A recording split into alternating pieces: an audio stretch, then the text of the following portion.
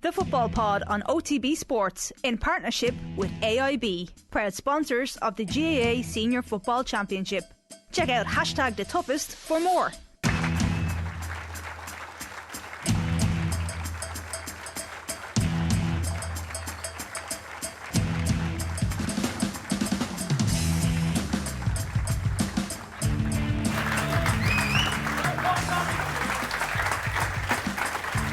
How are y'all doing? All right, lads, sit down there. How are you? Thanks very much for coming out. We nearly missed the intro there, lads. Can shy over there. Yeah. Yeah. How's the nerves, James? Nerves are fine. Yeah? 2 nice pints of Guinness set me there, so I'm alright. Very important ones. He's very relaxed, Paddy, before these shows, isn't he? Well, he rocks in about 2 minutes before they start now, yeah. So long drive from Kerry though. You've never really performed in Dublin though, have you? Oh. Goff is the only man who performs in Dublin. That's harsh. That's harsh. Last Mead mention for tonight. Paddy, how's it been for the last couple of days? You're dealing with the aftermath of another defeat. I don't know what the coincidence is. Is it you joining the football pod and Dublin losing it? The minute I left, it all went to shit. So,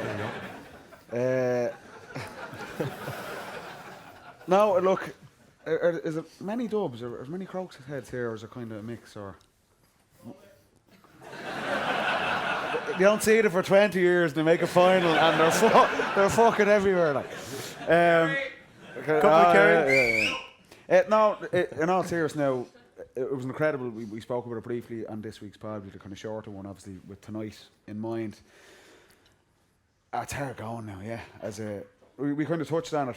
When you're playing, we obviously you take it hard, but you kind of keep away from media and reaction and all that type of thing. Whereas for me, I felt Saturday and a couple of games going into this year, now that you're out, this is my second year retired, you are a bit of a fan again, like. Yeah. You totally, when you're playing, don't get emotional, don't buy into any of that stuff, don't talk to anyone outside. Whereas now you're like, I had no voice leaving Croke Park on Sunday night. The two of us like two L ones up in the press box, like, screaming and roaring. So it was devastating. Would have spoke to maybe a couple of the guys as well over the last couple of days, and they're obviously more gutted than us. But it was a hard one to take. It was just the manner of it. You thought Dublin were out of the game, really, by half time, and it could have been a hell of a lot worse. And then just the energy when they got it back, and Dino kicks that free, I think the 73rd minute, and you're thinking, they're actually going to nick this. What an amazing, the noise in the stadium, for anyone who was there on Sunday, was incredible. It was just an amazing atmosphere, and it would have been a brilliant one to win for Desi, for the players, having kind of last season obviously losing to Mayo, and then a tough spring. Wasn't going well, everyone's writing them off. It just would have been a massive win. It's just... It felt like it was coming. It felt like the Dubs had you, James. He thought it as well. He did. I'm telling you. He had the head in the hands, and you were all over the shop, weren't you? In fairness, I said for the couple of days leading up to it, Kerry need to sprint over the line here. They need to win by 6 or 7 points. So as soon as it got back to 1 or 2, I was worried that they were going to come back. But in fairness, it showed actually great mentality by the Kerry boys to stick at it. Oh yeah. Keep doing the simple things. Paddy Great Clifford actually mentality. dragged them through. Paddy was huge. Got the free, did the business. And Sean. Let's have a look at Sean O'Shea's free. We have a bit of behind the scenes footage here, courtesy of Aisling O'Reilly. She was in the press box with James and Paddy. Some kick, isn't it? So what was James like at this stage?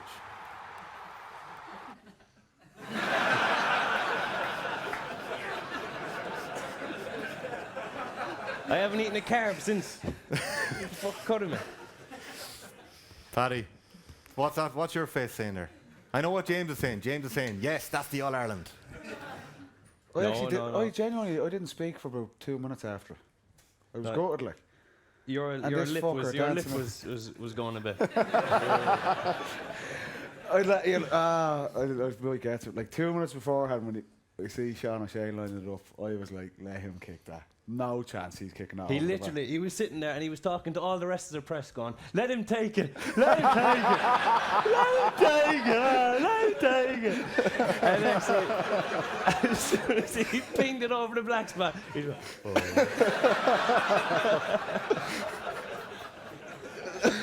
it was a classic reasonably accurate now, yeah.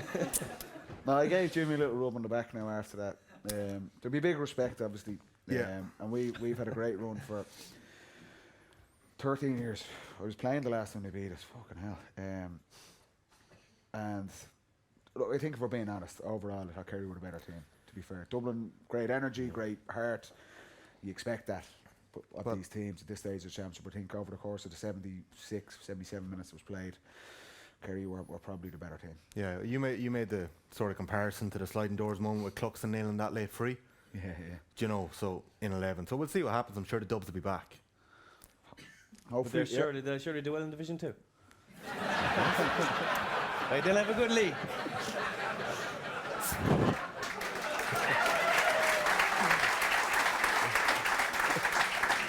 This is why no one likes when Kerry win. This is what happens. Like, he's not a peep album for. He was very 10 quiet years, all week, wasn't he? A decade, and he wouldn't open his mouth. And now look at him. Speaking of the Dubs, a tweet caught my eye. Caught a lot of people's eye in the last 2 weeks. Let's have a look at it here. It's from Bernard Brogan. That team should be compelled. Can you read it there? How apt. GA team should be compelled by the GA to do media and promote the games. Haven't heard a sausage about what will be an amazing game on Sunday. Paddy, is that a bit rich? Coming from the Dubs, who had, to put it mildly, absolute disdain for the media, while you went on to win 6 in a row. Is that fair, or is that a... The fact that it's Burno, like, we were pretty allergic to the media now when we were playing, but somehow during all of that, Burno was still the face of about 15 nationwide brands at this time. And you're kind of looking around, and he's coming in, and he's got the super value bags, and he's fucking flogging some car, and he's shampoo and all. And you're going, did we all say we're not going to do any of this stuff? He's like, no, you know yourself. It's like, just because it was Burno, he kind of got away with it. But I actually seen that. I did see that. I had a laugh about that when I seen it. But somehow, yeah, during all of that, Burno was still the face of Gaelic football. Eh? Well, I don't think that. I agree with it now, funny enough. But do people want to hear from players? Like, players are saying nothing. Like, they're brainwashed into saying the most generic thing time after time. Like, if you actually put those lads out, say before a big game, they're going to say nothing. They're going to be splashed across the papers. There's going to be people asking questions. It's not the right thing for a player. Like, I think that if you're going to catch me on something here, I know for a fact, but if you're going to say do a media campaign, it has to be managers, coaches, and maybe say people involved in the setup. I but think like there's a balance. rolling out players, it's a waste of time. Lads are afraid of their shit to say it. Yeah. Like, if I say something, coaches give out to me, teammates give out to me, or God forbid, the opposition will think in some way they'll construe this to be disrespectful, and it's more motivation for them. That is the attitude and the culture. I think across the board. Not maybe the Dubs might have took it to the extreme, but you look at anything in the build. Like with the biggest game in our sport on Sunday week, like what are you going to see coming from the camps, the players or the coaches? No. It will be absolute garbage. I think there's probably a bit of a revolution that has to happen. It's so far away from what it was maybe 20 years ago when journalists could go into the dressing room after a match and have a chat. I think in my this might be a bit of a tipping point. This kind of sparked my interest though to trawl through the archives and have a look to see what Paddy Andrews is like before the football pod. Had he done many interviews? I could only find one, and it was after he kicked 5 points in an All-Ireland semi-final replay against Mayo. We're going to play the cliche game here. How many cliches can Paddy Andrews hit in 15 seconds? Paddy, congratulations on your man of the match performance. Some great points in there today. Yeah, just very glad to get at the end of a few things, you know. It was great when they went over, but to be honest, I mean, the last 15 minutes or so, you seen the team effort there. Oh my God. Off the bench, really dragged us over the line. I was grateful for that in the end, you know.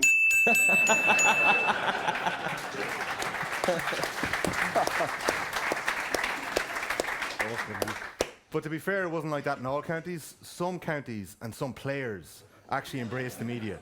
Let's have a look at this from 2014. A babyface James It's not just new generation of Kerry players, but also a new generation of people who engage with the fans in a different way. Have you been on social media this evening, looking at your tweets, anything like that? I haven't yet. I deleted Twitter off my phone there last week in case I got any abuse or anything. But I have a few very controversial tweets about Kieran Donaghy coming up. So if anyone wants to follow me there, James OD7. How many followers did you get off the back of He that actually one? made me delete that tweet. It was going to be reckless. That's the only time you get anything out of the players is at the banquet when they've had about 20 points. That is very unfair. And you've won because you can do whatever you want. Yeah. There was a funny one on McCaffrey, wasn't there? Yeah. Oh, he was destroyed. Yeah, he was a shambles. What are you like on the week before an All-Ireland final? So we're a week out. We have a very special guest coming up in a little while. We can't wait to get him out, Michael Meehan. We are going to be building up to Galway, Kerry a little later on. But what are you boys like the week before an All-Ireland final? Were you nervous? James, I know you weren't. Like, you were very relaxed and laid back. Paddy, would you get nervous? No, not really. It's different this year because it's only 2 weeks. I think nearly all our finals, it was 3-week lead up. So we play on a Saturday or the Sunday, and we do the media night straight away. Do it on like the Monday night or Tuesday night in Parnell Park. The guys who maybe didn't play more than 30 minutes in the semi-final would get a bit of a blowout on the Monday after that, or even probably before the media evening, to get them up to speed, and the lads that played would just relax. And we generally wouldn't start train until maybe the Wednesday or the Thursday, kind of review the game. You train heavy on the Saturday, everyone, and then the following week again, so now you're going to 7 days out from the game, you'd have a full A and B game. We never played a full 70 minutes. I was only chatting with Michael inside. By the time you get to that stage of the season, the team is more or less picked. Like, you have 35 guys there. There might be 1 or 2 max positions up for grabs. So it's really important that there's probably 20 guys there who know they're not really going to be in the mix for the final, but they still have a really important role to play. And we would have been big on that because that can go haywire. Like, if you go a week before the All-Ireland final and you have a shite A and B game and the A's hammer them and lads aren't really arsed and they're kind of getting distracted, because it's very easy to get distracted with suits and banquets and team holidays and the crack afterwards, mad to go out for 3 or 4 days after the final. That can creep in, and that can influence, that can really have a massive impact. And that's a challenge for Galway, the fact that they haven't been in it. None of these guys have played in an All-Ireland final. And for Galway, haven't been in a final for 20 odd years. There's massive buzz, and Michael will talk about it. But for us, we kind of got used to it quickly. Jim was obviously very on top of things like that as well. So, what was the toughest build up to an All-Ireland final for you? Probably 19, because I wasn't really playing. So I was always in the mix. I'd either playing or was coming on. And then 19, your goose is cooked. You got wheeled out for the media beforehand, didn't you? Yeah, you're fucked then. Jim was like, Wolf, we've a media day tomorrow. You'll do that, will you? And I was like, great. I hadn't spoken to him in about 6 months. And I was looking around and I was like, so who else is doing it? Clucko, Fento, all that. No, just yourself. I was like, message taken, Jim. So no, you knew you were up against it then. But I also kind of knew. It was big. The fact that was for 5 in a row, we were all still very focused, because it was a journey we'd all been on as a group, and we were very, very, very focused on that, everyone. So even if you weren't playing, that was kind of a unique one, but that was a hard one because you felt, I'm actually probably not going to be on the pitch here. Yeah. And that's never nice. But you just got to do what you got to do and make sure the team win. Do you know what the worst thing is about not being involved in the final? Is having to think about going onto the field and celebrate the boys winning the All-Ireland and you in a tracksuit, like. Do you know? You'd actually almost have to do John Terry and just go full kit, like. Throw on your 13 or 15 and just pretend. Do you know, I remember that one. So I was on the bench, but it obviously didn't come on, and it was a massive thing for us and for Dublin GAA to do that, to achieve that. It was a thing we've been building towards for years. I kind of thought that was it. I didn't think I'd play again, and there was probably a few of us in that boat. It was really emotional, like. And I think the younger lads were milling around, going up to the hill with the cup and all. We'd kind of done that, and I was just kind of trying to soak it in. Yeah, and that was actually a nice moment. There was 3 or 4, or maybe 7 or 8 of us who were kind of in that bracket, thinking about it. So, that was the most different out of all the finals I played in. Yeah. But the fact that there was a bigger thing than just that All-Ireland on the line, it kind of kept everyone focused, and everyone was able to enjoy it as well. It was like the culmination of a cycle for that team. You know? Yeah. James, were the A versus B games a big thing in Kerry? They were. We'd have played AVB games at every possible chance, really. Like, once it was a week before you play an AVB game. Is there one this weekend? You wouldn't play maybe 70, but Obviously, you'll be minding your Cliffords or your Shawnee Shays, but you definitely play. A good few fellas will play the hour, and then they might take those fellas in and out, play 45, 50. But like, you can try and be safe and kind of try and not get injuries, but they're going to happen. They'll happen if they're going to happen. And I was actually just for my first week on the panel, I think in 2010, we played an AVB game before a Munster final. Your first week? It was, yeah, I was in for about a fortnight before that, I'd say, and AVB game, so I didn't really know the crack. And Mike Quirk was starting. Mike Quirk is now Kerry selector, so he was starting midfield on the A team, and he was tipping around in the middle of the field. We were doing our warm-up, and we were in kicking in threes drills. So you have your maybe your midfield partner and one other, and then your inside line, and then your inside line and the subs will all be together, but it's all over the field. So Quirk was in just by the sideline, and I was by the sideline, and they were doing like kind of 20-yard jab passes to each other, maybe long hand passes. But obviously, we were 19. We were doing outside of the boot, width of the pitch. Have a goal. So I got one anyway, and I said, right, I'm going to hit Barry John Keane here, other side of the field. And I caught it a bit thick, and my quirk was literally from me to the front row away, starting on the A team, and I pinged it straight off his head. And his legs went, and next thing, he went down. Oh, no. And there was about 20 people around him, and I just walked off this way as if nothing happened. Oh, man. And actually, we never even spoke about it since. So, Mike, if you're listening to the podcast now, just stay out of the AVB games this week. But actually, in say the week before finals, I was usually carrying some sort of a knock. Yeah, sounds about right. And you try everything, your ice chambers. It's unreal, isn't it? Yeah, but I went to an oxygen chamber one time. Like, Did you ever go to the oxygen chamber? Yeah, you name it. I was in there one time. Sure, the Dubs had it all. And as soon as... I had one on my gaff. AIG put one on my gaff. I wasn't even injured. Let's go, Wolf, you like one of these? I'd actually believe it. After a night out, like. Fuck it, this is great. You're on the drip as well. But I was in there one time, and as soon as I get in there, I was like, I should not be in this fucking booth here. Like, and they started off, there was about 8 of us around the circle, and everyone was about 60 plus, and it started off, and this fella goes, right, we'll go around the circle and we'll say what we're in for. And I was like, oh, Jesus Christ. So the first fella goes, I had a stroke.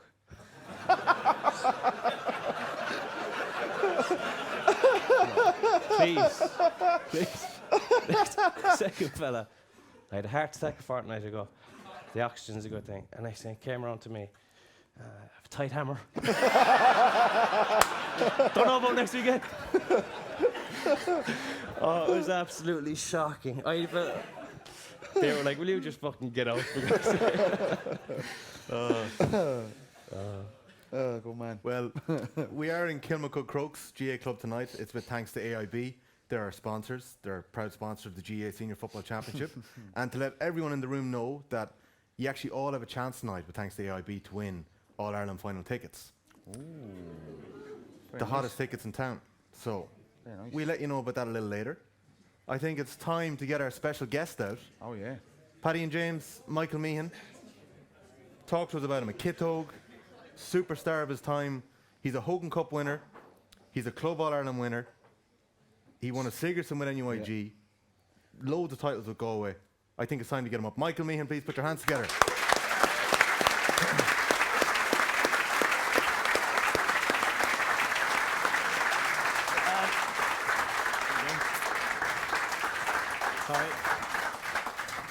Michael, thanks for coming up. Not at all. You're very welcome. It's nice and cosy here, isn't it? Have you been here before? Coach, is lovely. I played out here in a 7 semi-final. It's nearly 20 years ago now, and we lost on penalties. Okay. As they had, sevens were ahead of the game. Did you take one? Yeah. I took the first. Scored. We got 2 from 3. I think Arua in Donegal, Brian Roper's club. Oh yeah. It's going a long way back now. I think they bet us, and they ended up playing Carfin from Galway in the final, and Carfin won it that year. The sevens are taking place this week, the next 2 weekends. It's a savage competition. Have Legion ever been asked up? No. No. The Crokes from Clarny are always invited, but Okay. there's actually a Kilcummin man in tonight. Ian Devan, you there? Were you ever invited up? No, never. No, never. No, never. But I actually asked today, could we be brought up next year? So hopefully. Okay. He's just trying to get gigs for the 2 hours he's up in Dublin. Yeah, no, exactly. Michael, answer honestly here now. Galway are back in the final for the first time in a long time. How many gigs are you doing in the next 10 years? He's paying off the mortgage over the next week. I wish. Yeah, it's busy. The problem, you know, not for the players and management. The problem is the 2 week window. You know, in terms of commercial, maximising revenue, just sorting tickets. All that. I have to give you a lift. I'm talking about Galway football now. You know. Do you not have AIG, no? It's they didn't answer. It's a big 2 weeks in Galway, but like genuinely, you're, now as a fan who's kids and all that, and you know, you just want the buzz. You're looking for it because it's been 20 years, for a county like Galway, and it's big, you know, and it's just going to come and go that little bit too quick. No, it'll be fine if we win. I suppose it'll carry on that way, but just. It's I think it's a special time. You know, we've craved it, and we 6 months ago we didn't envisage ever being here. I think if we're honest, if I'm honest, I didn't see it happening. So that makes it all the more. Geez, you know, it's upon us, and it's just happening like that. So it's a real smash and grab. So that's what I'm hoping we'll continue in that vein. When Porrick first came in, and he set the stall out, he put the chest out, and he said, "Success in his first season, we win in All Ireland." Now we know the world changed after that for 2 years. Did people in Galway believe that? I'd say he definitely stopped people in their tracks, and made them kind of sit up in their seat a little bit and say, you know, whoa, we haven't heard that talk in a while. They thought he was after taking the hurlers. It's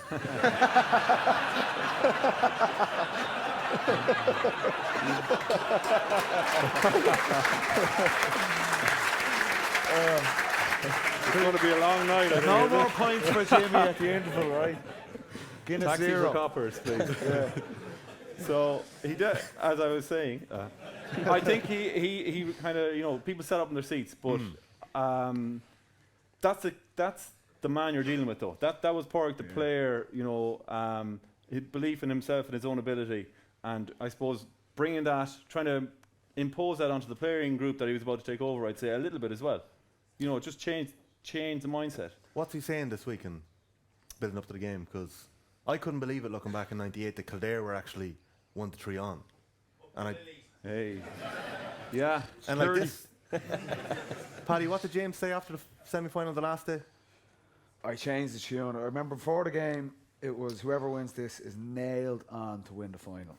Absolute stonewall guaranteed. May not even play it. And then within a minute, we were on with Joe Malloy on air. And he's like, I tell you what, that's going to be a tight game against Galway. I was looking at him, there wasn't a camera on us, and he's smiling, fucking Cheshire cat. It'll be very tight now, Galway have some good players. I think, bullshit.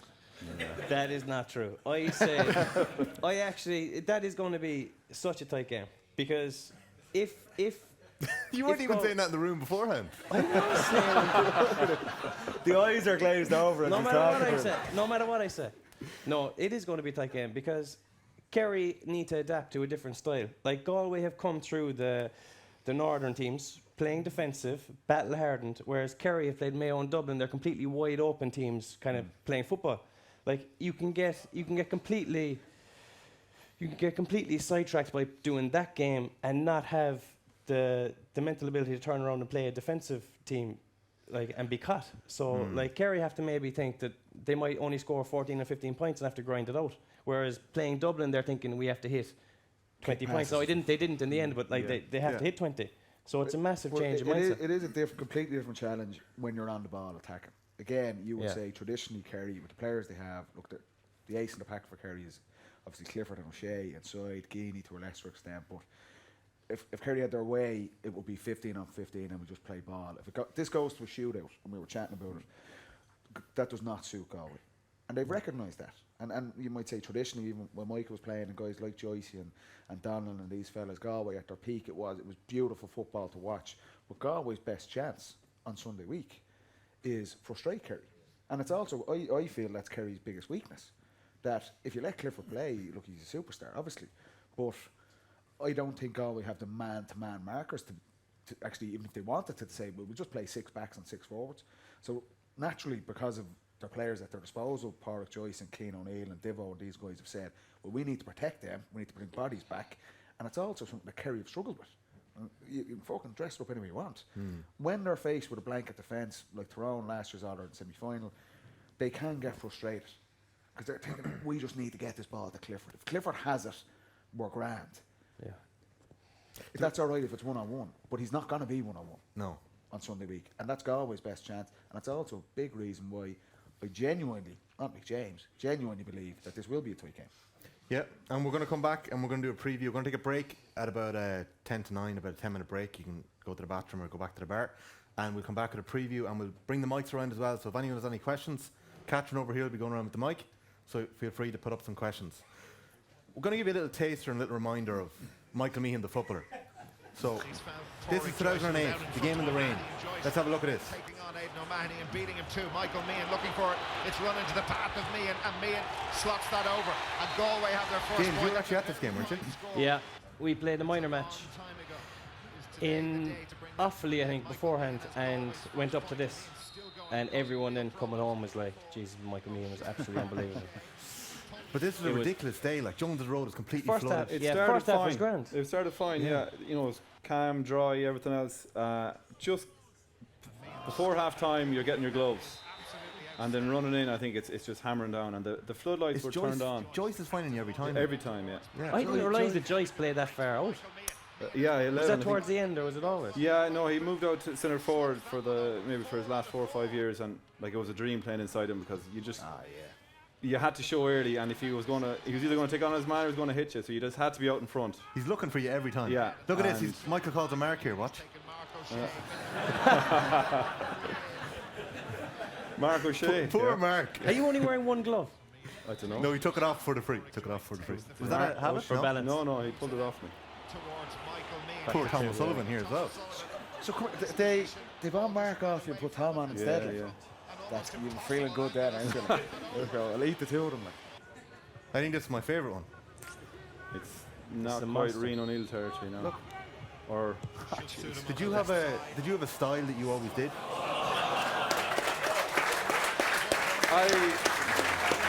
Now, the rain has started and the best points are yet to come. You're on 0.7 or 8 now in this game. Yeah, I hit double figures, all right. So in a tricky situation at the moment, and Meehan on his right it's boot not just has just been see his pace in there. Like he couldn't leave the ground afterwards. it was ridiculous. Yeah, we actually flew up. Air Arner, the sponsor there, we flew up. And we were sitting on the runway for an hour or two, or the boys were sitting on the runway for an hour or two after, before we could fly home. Really? Yeah. We played Tyrone the next day. Yeah. The same thing. Was it, Whatever. yeah. That was The floodlights were turned 48 on for the hours, first time in championship football that evening at half time. That was the 10 quiz question. 10 points. So 10 points. Kerry, you know, Kerry the won one that day thing- 121 to 116. And Yeah. Kerry went on in 2008 to Lost the final. lose to the Tyrone. final to Tyrone. Tyrone. Tyrone Yeah. beat them. The one thing that sticks out from that game for me is a half a goal chance. I think coming in, and it's just one of the things you think back on, but coming in from the 21 on the corner, and I bounced the ball and it just went away from me. Yeah. I went into, I forget who was in goal back then for Kerry, but it was the big guy. Dermot O'Keefe. No, Darren Murphy? Murphy. Yeah, sorry, yeah. And it was just crying out for just an early shot, just put it into the corner. And it wouldn't even have to have been as good as Cormac Costa's at the weekend, but just because it hits the ground, it takes off. It's a That's the skiddier one field. thing Croke that Park sticks back. is a skiddier field when it's wet. Wet, It just yeah. takes off. Yeah. Like. But when I went in training with Kerry, I used to mark in AVB games again. I'd be marking Tom Sullivan and Mark Shea, and like honestly, it was depressing. Like because Tom was so fast, he beat you out to the ball. He wouldn't necessarily read the game, but he beat you out to it. And then Mark Shea wouldn't have the same pace, but he'd know where the kick was coming that he'd intercept it. So it would have to be an unbelievable pass. But like you have them fellas beat up a stick there. But did you notice a difference between the two of them marking styles? Yeah, completely, because I marked the two of them a good bit on and off. We played league finals against Kerry in 06 and 07, I think, and just league, but it was Tom O'Sullivan. Mark in a club final as well. But yeah, Tom was a dog, like, he was just pawing at you and pulling at you and just spoiling, He had that ability. He was really quick, like, in fairness. His pace was reckless. And he just, you could thump him or do whatever you want, and he'd keep looking up the pitch, like, you know, he was just one of those steely characters. And then, you know, Mark was, you know, he could go out and he'd dummy sole you, and he'd pass it on to someone else. So very different. I'd say he was sick of seeing you though after that game with Caltra and on Gaeltacht in 04. Yeah, look, that was a big one for us. You know, we came up out of nowhere, you know, county title #1 for the club ever, Connacht, and then Croke Park with the McGarriches and the O'Shea's and the Canada and these guys, and you know, just as I said earlier, smash and grab, you know, because it was one night only, and I'm so glad it happened. And you know, that's something that maybe that Galway football brings from time to time, or that just when they're on the crest of a wave, they're dangerous. And you know, I'm hoping that wave is still riding high, you know, into next weekend and giving our lads a cut. Paddy, the style of footballer we're looking at there with Michael Meehan, what does he remind you of now? The footballers we're looking at today.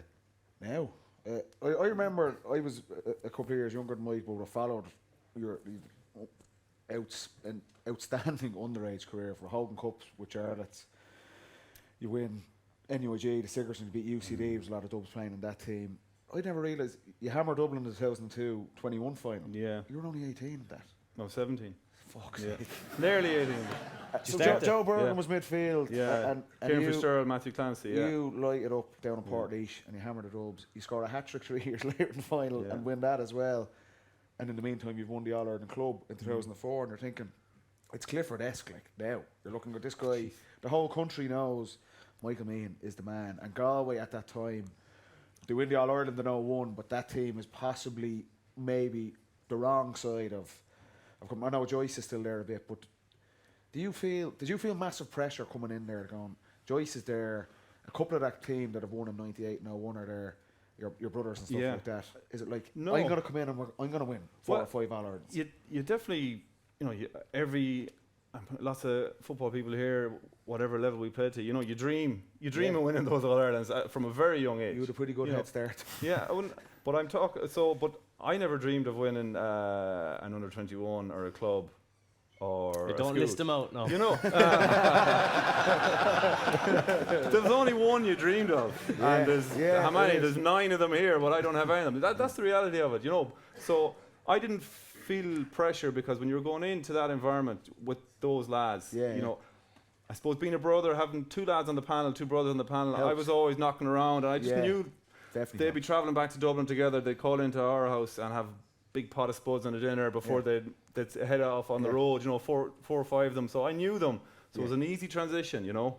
But at the same time, it was daunting enough because you'd Jaff Allen and PJ Joyce, Porrick, and all these lads that were just, you know, superstars. But like Joyce is still going until 11. Declan's still going until, I think, 2010, 11, yeah, about that, You know, was the best time of your Galway career that spell from 06, 07, 08?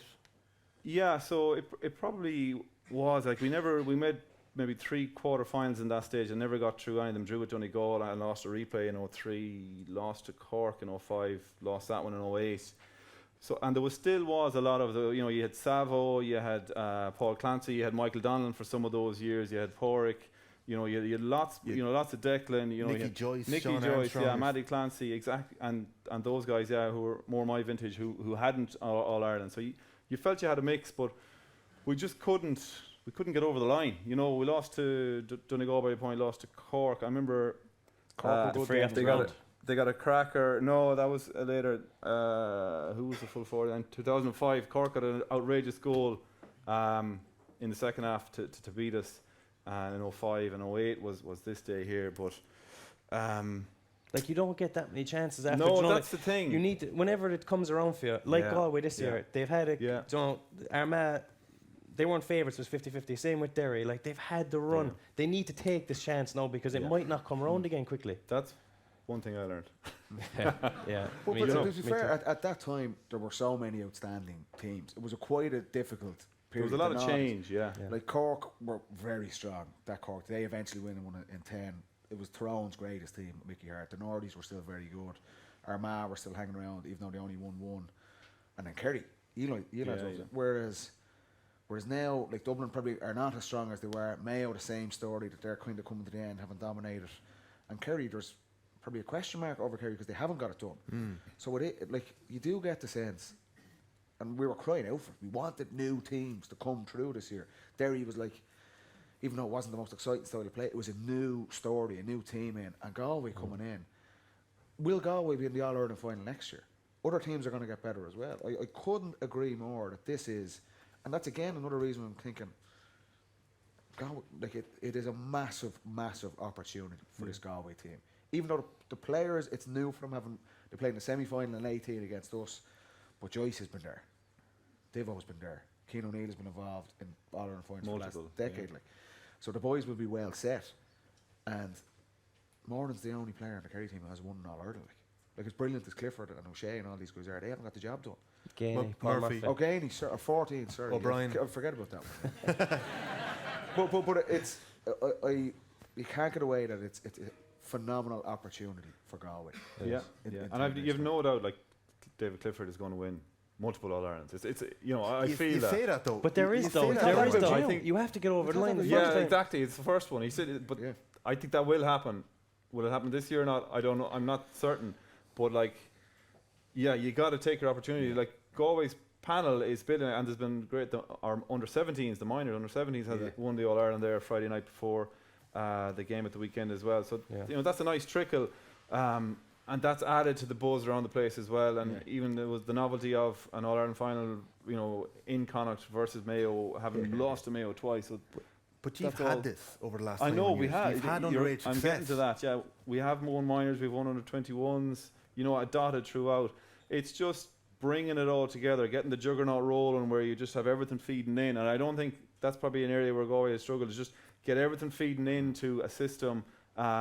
You know, having everything up to scratch to the SNC and all that, and just that structure there. That you know, there's a bottom line, and it's here. It's not down. It's not down here. It's here. And I think that's. I've said this before, and it hasn't been proven right, but I think that we've identified that, and there's strides are being made to get that in place. You know, outside of Poor Choice as manager, Cian O'Neill as trainer, etc., that they're trying to get.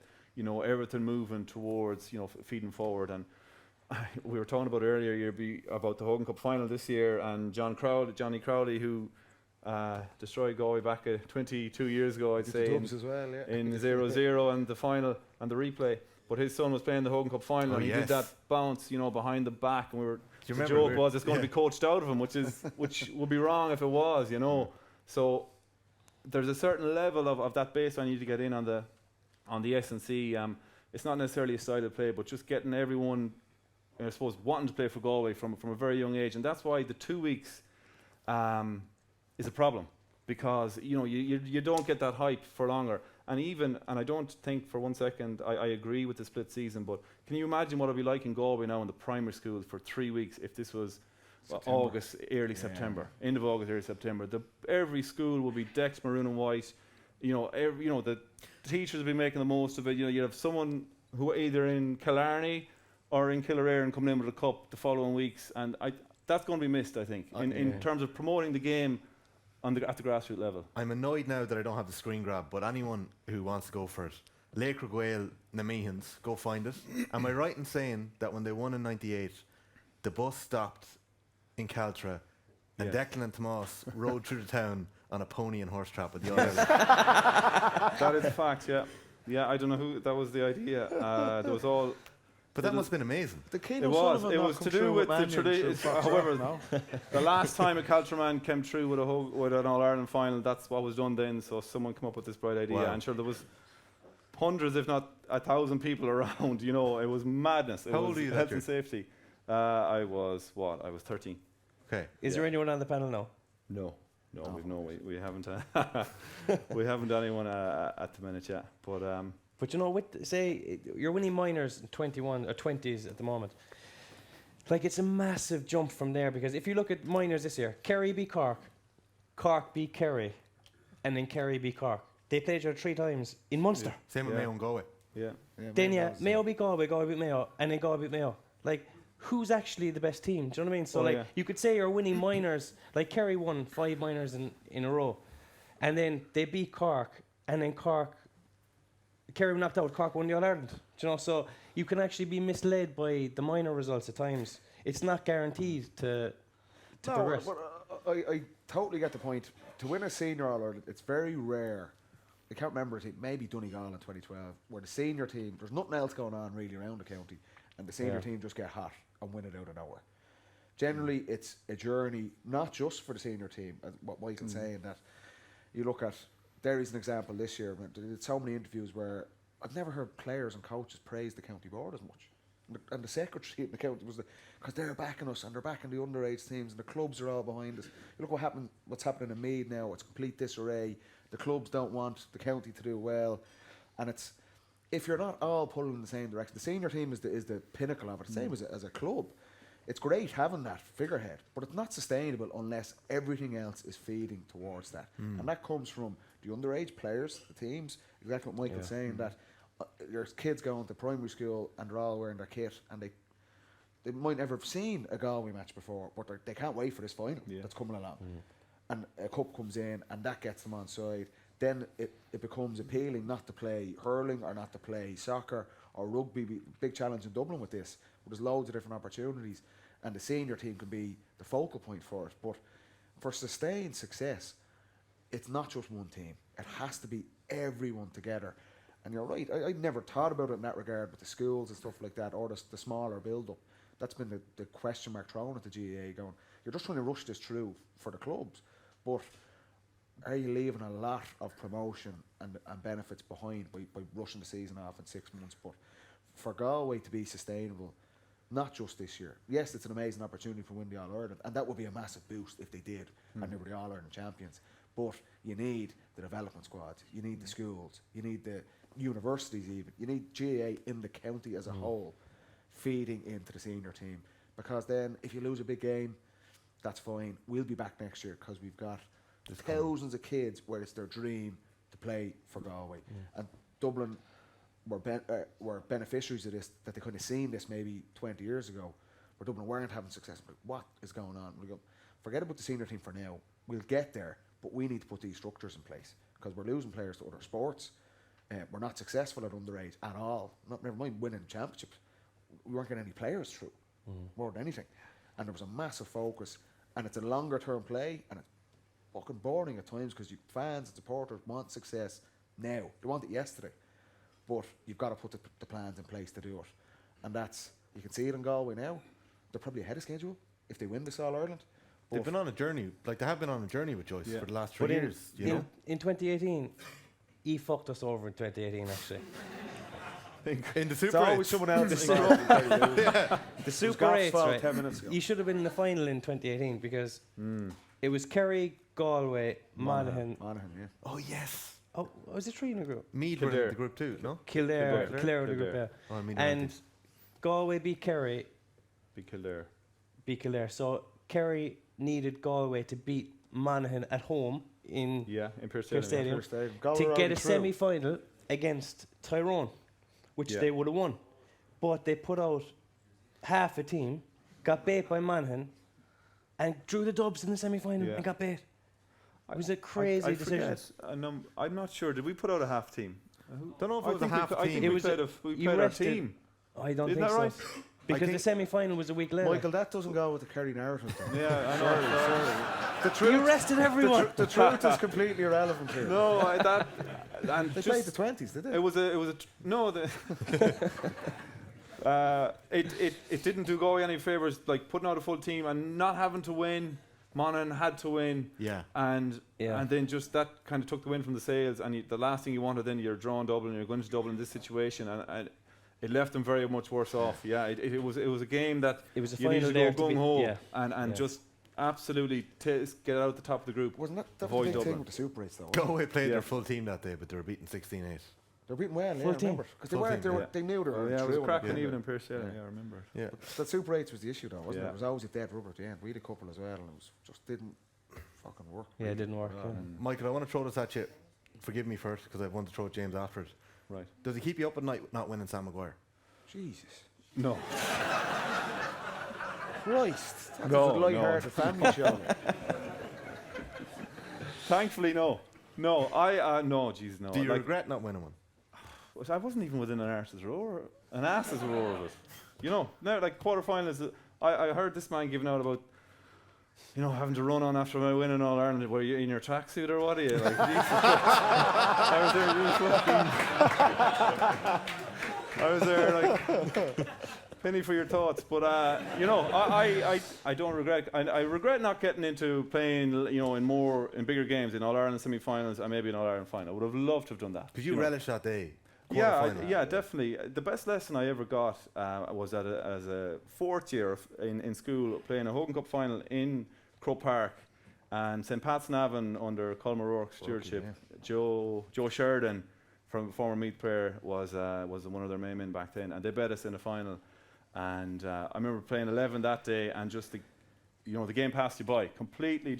And it was would have been a main player, expected to play well and have an impact, made zero impact. And that was a great lesson at that time for me, because it just the occasion didn't know it was getting to me, but something got to me just out of the game. I said 16 years old, but that was it was just something that I was able to look back on and say, right, this isn't happening again. If I can at all, you show up. Just to go out and play. And what did you do to show up, like? I don't know. I just give a lad a belt, get into the game. No, just get on the ball, I suppose. Like, actually what it was for me was getting on the ball, because I think that game had gone maybe nearly full first half, and sure, I hadn't touched the ball, as a centre forward, and back then I got a traditional kind of 15-on-15 game. So I think after that was getting on the ball, doing something, getting on the ball early and often, and just going from there. But just having the mindset that this is you're not going to get these chances too often, and you have to try and make them count. Now, that was always what you tried to do. It didn't always work that way, but that was definitely a great lesson for me as a young lad in a big game in Croke Park. And as a 16, 17-year-old in 2001, you associated Croke Park with success for Galway at that time. And then from 98, even 0-0 losing a replay, and what happened later that year. So it was just, you wanted to play with Croke Park, you wanted to win in Croke Park, and you got it with the club. And that was about it. No, the in terms the club, of the underage, lots of games, quarterfinals and that, and the odd backdoor. But the reason I was asking you, I was asking you in that way, James O'Donoghue, if you hadn't have won in All Ireland, what was the quiz, the pub quiz question about James O'Donoghue? It was in 2013. Name the only All-Star in Kerry who doesn't have an All Ireland medal. I was at that quiz. It was to get it right. Were you actually at it? I was actually at that quiz, yeah. It was a thing though, wasn't it? That you had an All-Star, but you didn't have an All Ireland. Oh, they have their All-Stars for nothing these days, lads. Yeah, they do. All-Stars are they are nonsense. Like, to be fair, they are nonsense. They're judged by the media, and it could come down to one game. Yeah, I know. But you might have a fella getting one good game, he'll get an All-Star. Like, it's no consolation at all. Like, at the end of the year, if you missed out on the big prize. You don't value Marty Morrissey's opinion? I do. Just for the record. But I just think that, like, when it comes to the big prize, there's only one prize in football when you're a senior. Like, there's no point in All-Stars or anything like that. Like, you want to be able to celebrate the biggest prize with the lads, like, and as simple as that. And so, in terms of that pressure that is now on Clifford and O'Shea, is that a real thing? That generation, are they that young that it's not pressure yet? Clifford and O'Shea, they kind of go beyond that, because everyone knows, well, everyone thinks, and you mentioned it, Michael, like, that they will win 1 or 2 or 3. Whereas, kind of with us at the time, we were after being hammered by Cork in the 21s. They were kind of thinking, these fellas are duds. Like, that was kind of that's why it was a question. It was like, stick a dagger into him as fast as you can. But like with Clifford and O'Shea, like, they're trying to protect them and give them as much encouragement as they can, because we're going to pin all our hopes on those fellas. So I don't think that pressure is put on them at all, to be honest. Michael, you could see the connection that you had with... Sorry, Paddy, you going in there? There's no pressure on those two lads? Not in terms of that. In terms of, like, you haven't won one yet, you haven't won this. Like, they'll give them time.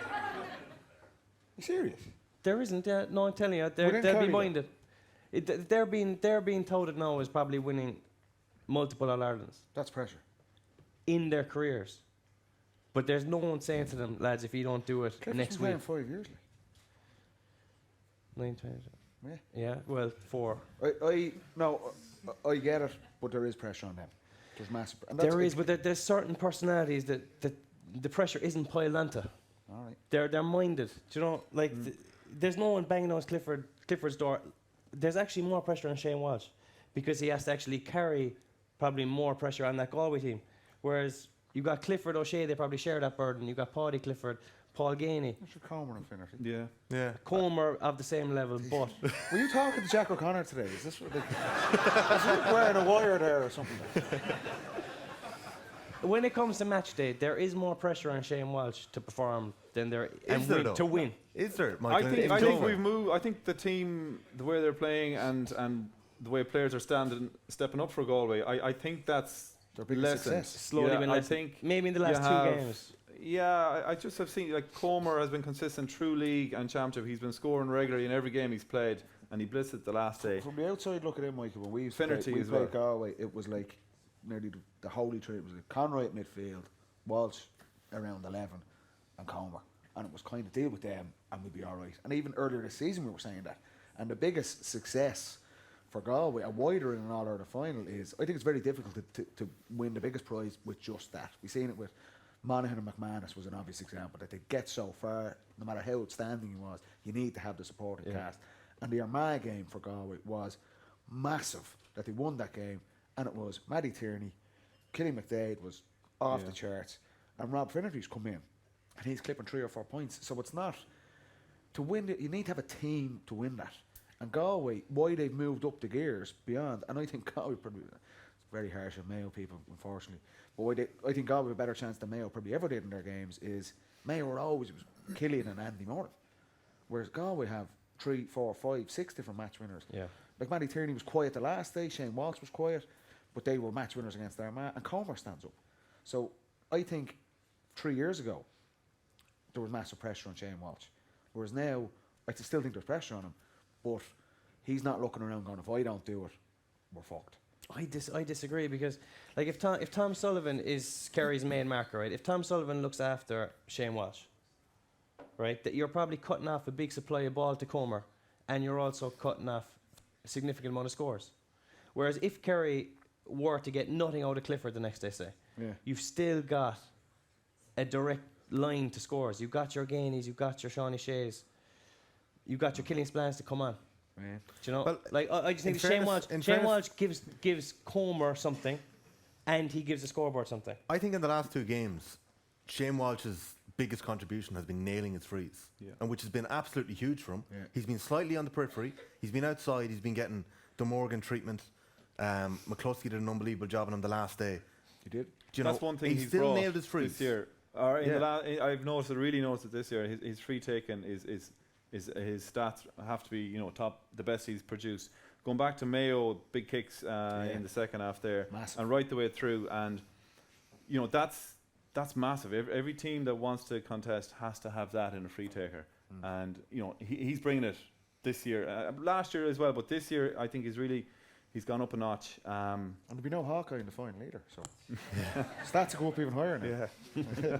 But no, you're right. The second half against in Castlebar, because I think it's harder if you're a free taker and you're probably out of the game.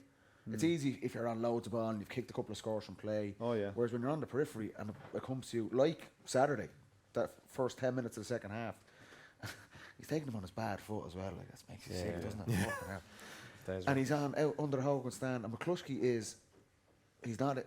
Shane Walsh being kept out of the game, and he steps up and kicks those 3 massive. And similar enough in Castlebar against Mayo. And that for me shows nearly a mental maturity.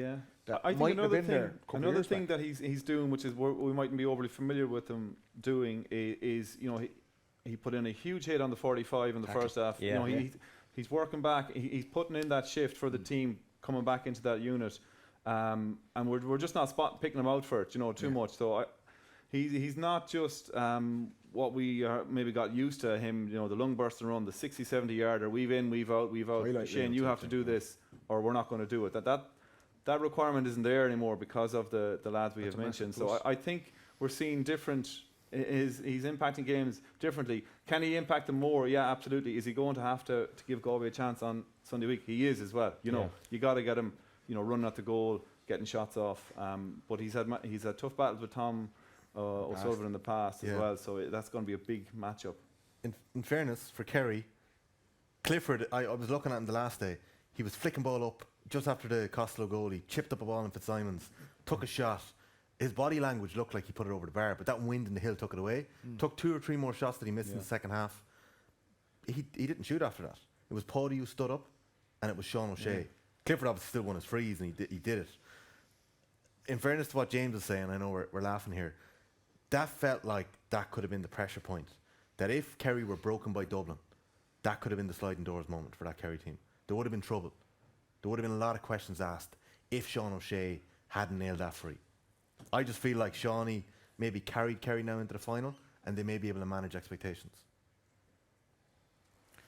Look, I think for any team, they're going to have that. There's a moment when you're knocking on the door, you're knocking, like we spoke about, it's a journey. You don't just come out of absolutely fucking left field and you win the All-Ireland. There's usually a bit of heartbreak there along the way. And my fear now, as a Dublin hat on, is the symmetry is incredible with 2011 with our team, whereas Dublin probably weren't a better team in that 11 final, but Clucko comes up and hits that kick. And I could see it. You could just see the players, once you've won one and you've broken that duck, it's like there's just a confidence. Just like, we belong here. We're good enough. We've beaten everyone. We've beaten our rivals, our nemesis, and we've won the Sam Maguire. And the floodgates opened subsequently after that 10 years. And that's the pressure to carry on. Sunday was a massive step for them to beat Dublin. But it's not over yet. That's the thing. It's different. It's not done yet. There's another performance. Yeah, and there has to be get a performance. It. And it'd be very interesting to see how they carry that. You know, there's still a question mark over Kerry. I think you'd have to say and you know, from a Galway perspective, you have to look at it in that way and say they've got massive potential, and if Clifford goes ballistic, you know, there's nothing no one can do about that. But Galway will work something. They you know, they're going to have enough bodies around to limit, you know, what happens there, and all the other guys there, and just bring it down the home stretch. You know, a point or two either way. Like that's where, and because I was watching the game on Sunday and I thought Kerry were going to run away with this, and then the goal goes in, and then all of a sudden it's you know, maybe hanging on is the wrong sense, but I just felt Dublin are going to come from nowhere here until O'Shea, you know, did what he did. I don't know what would have happened if it had gone to extra time. You know, we'll never know. But it's just, I think, that one of the key things from Galway is you keep asking questions of this Kerry team. You know, that this is a new team for them. They haven't won their All Ireland, and if they do, the floodgates could open. You're right for them, but it hasn't happened, and you gotta bring them. Thank you.